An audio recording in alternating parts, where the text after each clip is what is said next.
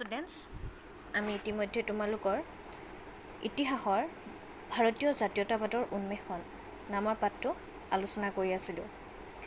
এই পাঠটোত আমি ভাৰতত জাতীয়তাবাদ কেনেধৰণে কি কাৰণত উন্মেষণ ঘটিছিল, আমাৰ জনসাধাৰণৰ মাজত জাতীয়তাবাদৰ চিন্তাধাৰাটো কেনেকৈ কি কাৰণত উন্মেষণ ঘটিছিল সেইখিনিৰ বিষয়ে আমি আলোচনা কৰি আছিলোঁ, হয়নে নহয়? ইয়াত আমি বিভিন্ন কাৰণ পাইছিলোঁ যে পাশ্চাত্য শিক্ষাৰ প্ৰভাৱ পৰিছিলে, তাৰ পাছতে কি হৈছে, যোগাযোগ ব্যৱস্থাৰ উন্নতি হৈছিলে, যাতায়াত ব্যৱস্থাৰ উন্নতি হৈছিলে, তাৰ মাজতে আমি পাইছিলোঁ কেইটামান সমাজ সংস্কাৰৰ আন্দোলন হৈছিলে, কেইজনমান নেতাৰ লিডাৰৰ নেতৃত্বত, তাৰ ভিতৰত আছিলে ৰাজা ৰামমোহন ৰায়, হয়নে নহয়, বিবেকানন্দ, তেওঁলোকৰ বিষয়ে পঢ়িছিলোঁ। তাৰ পাছতে আমি পঢ়িছিলোঁ বাতৰি কাকতে এটা উল্লেখযোগ্য ভূমিকা লৈছিলে, এইখিনি আমি অলৰেডি পঢ়িলোঁ। ইয়াৰ উপৰিও কিছুমান কি হৈছিলে, আজি আমি পঢ়িম যে কিছুমান জাতীয় অনুষ্ঠান গঢ় লৈ উঠিছিলে, ঠিক আছে। আজি আমি সেই অনুষ্ঠানসমূহৰ ভিতৰত এটা ইম্পৰ্টেণ্ট অনুষ্ঠান আছিলে, সেইটো হৈছে ভাৰতীয় জাতীয় কংগ্ৰেছ, হয়নে নহয়? আমি সকলোৱে জাতীয় কংগ্ৰেছৰ এই দলটোৰ নামটো শুনিছোঁ, হয়নে নহয়? এই অনুষ্ঠানটোৰ নামটো শুনিছোঁ। আজি আমি পঢ়িম এই অনুষ্ঠানটো কেতিয়া জন্ম হৈছিলে, কেনেকৈ জন্ম হৈছিলে, সেইটো বিষয়ে আজি আমি আলোচনা কৰিম, ঠিক আছে। তোমালোক সকলোৱে নিজৰ পাঠ্যপুথিখন উলিয়াই লোৱা আৰু ভালদৰে চাই যাবা। গভৰ্ণৰ জেনেৰেল লৰ্ড ডাফৰিনৰ কাৰ্যকালত এলেন অক্টেভিয়ান হিউম নামৰ এজন অৱসৰপ্ৰাপ্ত অসামৰিক বিষয়াই ভাৰতীয় স্বাৰ্থত এটা জাতীয় অনুষ্ঠান গঠনৰ কি কৰিছিলে, যোজা চলাইছিলে। কাৰ নেতৃত্বত? সেইটো সময়ত কোন আছিলে গভৰ্ণৰ জেনেৰেল? লৰ্ড ডাফৰিন আছিলে।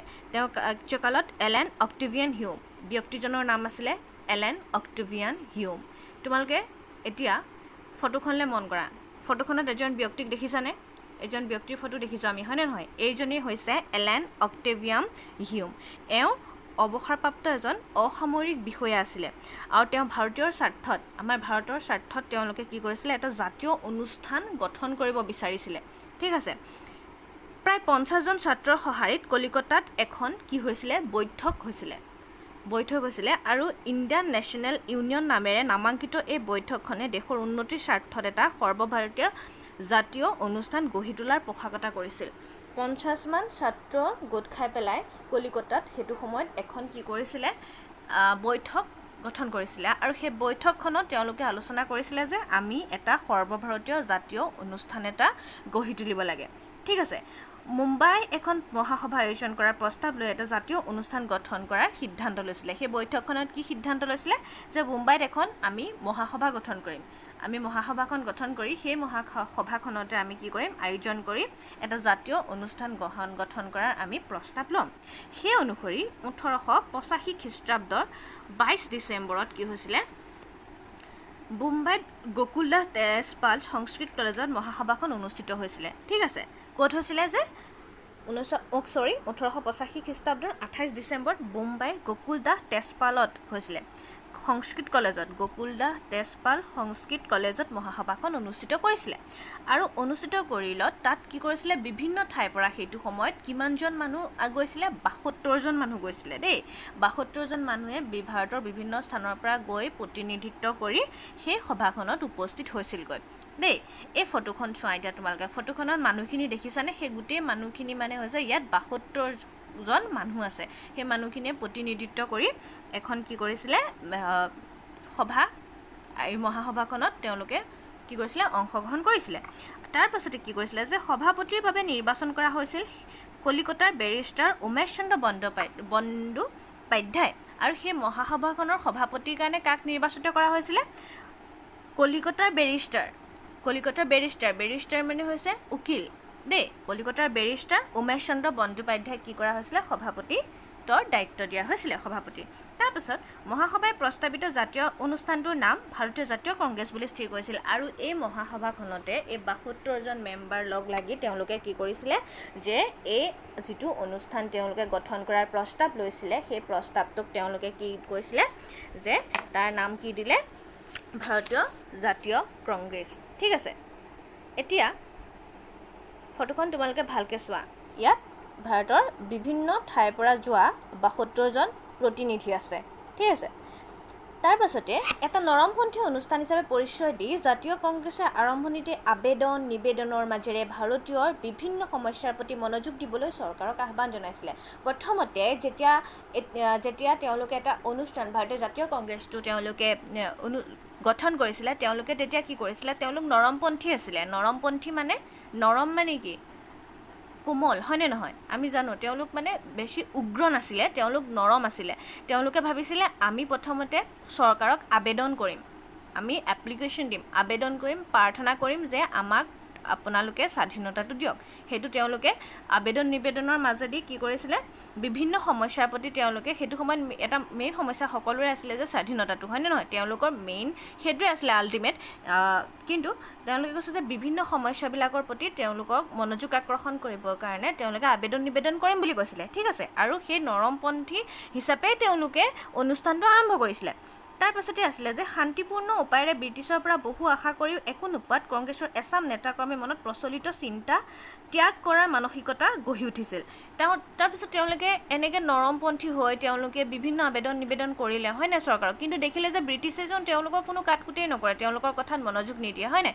গতিকে তেওঁলোকৰ মাজতে কিছুমান আছিলে, এনে নেতা আছিলে, তেওঁলোকে এইটো ভাল পোৱা নাছিলে যে আমি কিয় সদায় মানে ধৈৰ্য ধৰি নৰমকৈ তেওঁলোকক ভাল মানে তেওঁলোকৰ পৰা কিবা এটা বিচাৰিম, তেওঁলোকেতো আমাক একো গুৰুত্বই দিয়া নাই।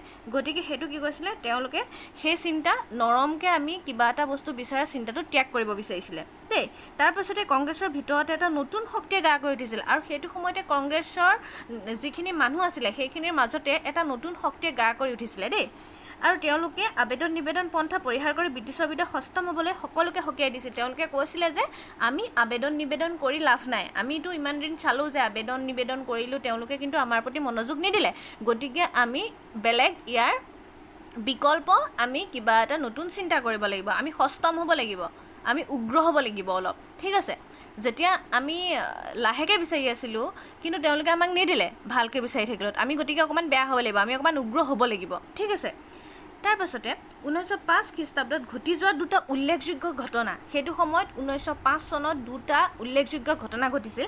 এটা আছিলে জাতীয় কংগ্ৰেছৰ ভিতৰত এটা প্ৰবল চাঞ্চল্যৰ সৃষ্টি কৰে দেই। তাৰ ভিতৰত এটা আছিলে জাপানৰ হাতত ৰুছিয়াৰ পৰাজয়।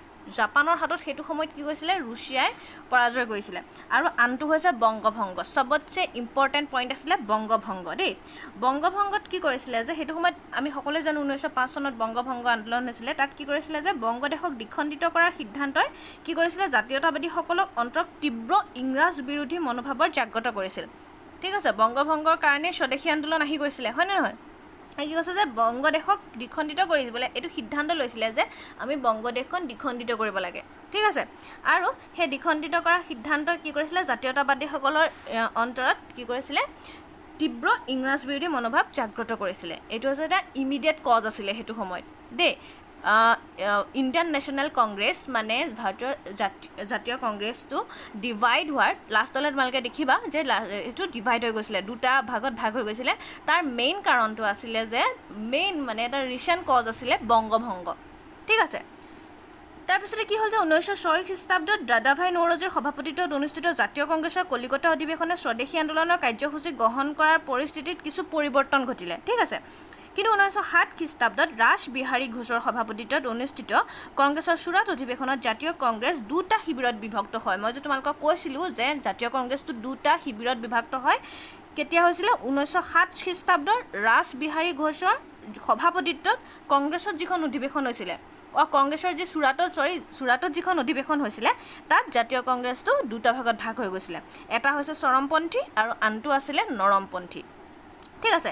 আমিতো নৰমপন্থী বুলি অলৰেডি জানিছিলোঁ, জাতীয় কংগ্ৰেছটো যে নৰমপন্থী আছিলে, তেওঁলোকে মানে বেছি উগ্ৰ হ'ব বিচৰা নাছিলে। তেওঁলোকে আবেদন আৰু নিবেদনৰ মাজেৰে আমি চৰকাৰৰ পৰা মানে নিজৰ যিখিনি সমস্যা সেইখিনি চৰকাৰে আমাক সমাধান কৰি দিব, তেওঁলোকৰ মানে কি কৰিম, চৰকাৰৰ দৃষ্টি আকৰ্ষণ কৰিম বুলি ভাবিছিলে, কিন্তু নোৱাৰিলে। কিন্তু যেতিয়া দ্বিতীয় এটা দল গঠন হ'ল তেওঁলোকৰ মাজতে, সেইটো হৈছে যে চৰমপন্থী। আৰু সেই চৰমপন্থীটো আছিলে এনেকুৱা যে আমি কৰিম নহ'লে মৰিম, মানে এনেকুৱা টাইপ, মানে তেওঁলোকে উগ্ৰ আছিলে। সেইটোৰ ভিতৰত কোন আছিলে চৰমপন্থী দলত, কোন আছিলে যে বাল গংগাধৰ তিলক আছিলে, লালা লাজপত ৰায় আৰু বিপিন চন্দ্ৰ পাল, যাক আমি লাল বাল পাল বুলি কওঁ হা। এই তিনিজনে মেইন লিডাৰ আছিলে। ঠিক আছে, তেওঁলোকে কি কৰিছিলে চৰমপন্থী যিটো দল সেই দলটো সৃষ্টি কৰিছিলে কংগ্ৰেছৰ ভিতৰতেই। ঠিক আছে, তাৰপিছতে আছে চৰমপন্থীসকলে অৰবিন্দ ঘোষৰ নেতৃত্বত স্বৰাজ স্বদেশী জাতীয় শিক্ষা আদিৰ বিষয়সমূহৰ ওপৰত আস্থা ৰাখি ভাৰতীয় মাজত ৰাজনৈতিক জাতীয়তাবাদৰ গতি বৰ্তাই ৰাখিছিলে। কাৰ সহায়ত? অৰবিন্দ ঘোষৰ সহায়ত। ঠিক আছে, আৰু 1916 খ্ৰীষ্টাব্দলৈকে চৰমপন্থীসকলে মূল জাতীয় কংগ্ৰেছৰ পৰা আঁতৰত আছিল। গতিকে কিমান চনলৈকে তেওঁলোক আঁতৰত আছিল? 1907 চনতে তেওঁলোক দুটা ভাগত ভাগ হৈছিলে, হয়নে নহয়? তাৰপৰা 1916 খ্ৰীষ্টাব্দলৈকে চৰমপন্থীসকলে মূল যিটো জাতীয় কংগ্ৰেছ আছিলে, কংগ্ৰেছৰ দল আছিলে, সেই দলটোৰ পৰা আঁতৰত আছিলে।